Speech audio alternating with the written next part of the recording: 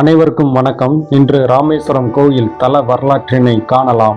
ராமேஸ்வரம் கோவிலில் வழிபடும் முறை, ராமேஸ்வரம் கோவில் நடை திறப்பு, ராமேஸ்வரம் கோவில் தீர்த்தம், ராமேஸ்வரம் கோவில் சிறப்பு என பல தகவல்கள் இங்கு நாம் குறிப்பிட்டுள்ளோம். இதுபோன்று மேலும் பல ஆன்மீக தகவல்கள் பலவற்றை அறிய எங்களது சேனலை சப்ஸ்கிரைப் செய்து தொடர்ந்து இணைந்திருங்கள். இந்த காணொலியினை தங்களது நண்பர்கள், தோழர்கள், உறவினர்கள் அனைவருக்கும் பகிர்ந்து பயன்பெறுமாறு அன்புடன் கேட்டுக்கொள்கிறேன்.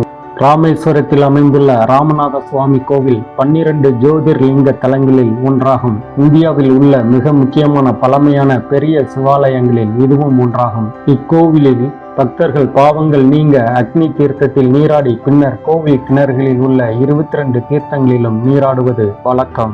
ராமேஸ்வரம் கோவிலின் பிரம்மாண்டமான பிரகாரங்கள் மற்றும் சிற்பக்கலை உலக புகழ் பெற்றவை. இந்துக்களின் புனித யாத்திரை தலங்களில் இதுவும் ஒன்று. நாட்டின் பல பகுதிகளில் இருந்து வருடத்தின் அனைத்து நாட்களிலும் லட்சக்கணக்கான பக்தர்கள் இங்கு வருகை தருகின்றனர்.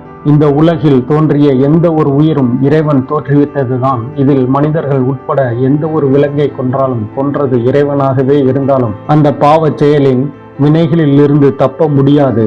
அப்படி சிறந்த சிவபக்தனான ராவணனை கொன்றதால் ஏற்பட்ட பிரம்மஹத்தி தோஷத்தை அயோத்திய அரசன் ஸ்ரீ ராமச்சந்திரமூர்த்தி போக்கிக் கொண்ட ராமேஸ்வரம் அருள்மிகு ஸ்ரீ ராமநாத சுவாமி கோவிலை பற்றி சில தகவல்களை இங்கு தெரிந்து கொள்ளலாம். ராமேஸ்வரம் ராமநாதர் கோவிலின் மூலவர் ராமநாத சுவாமி, உற்சவர் அதிகார நந்தி, தாயார் பர்வத வர்த்தினி, தல தீர்த்தம் 22 தீர்த்தங்கள், தல விருட்சம் பலா, ஆலமரம், வில்வம், புராண பெயர் கந்தமாதன பர்வதம், திருவிரா மேச்சுரம், பழமை 2000 வருடங்களுக்கு மேல். நடை திறந்திருக்கும் நேரம் காலை 4 மணி முதல் 1 மணி வரை, மாலை 3 மணி முதல் இரவு 8:30 மணி வரை. அமைவிடம் ராமேஸ்வரம், மாவட்டம் ராமநாதபுரம், மாநிலம் தமிழ்நாடு.